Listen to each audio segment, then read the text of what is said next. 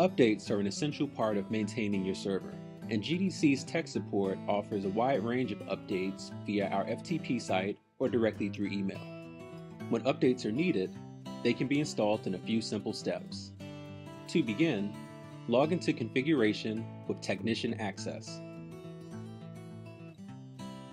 The default password for Technician is 257910.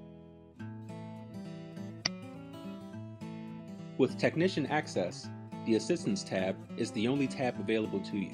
Insert a USB thumb drive into any port of the server and then click the USB disk button. Next, you'll have to enter the password of your specific update. This password will have already been provided to you by GDC's tech support. At this point, your USB thumb drive will appear as a pop-up. Click the pull-down menu to locate the update you need. Every update from GDC will always follow this specific name convention. The file name will begin with the word upgrade, followed by the SMS version the upgrade is used for, followed by the actual name of the update, and then the password.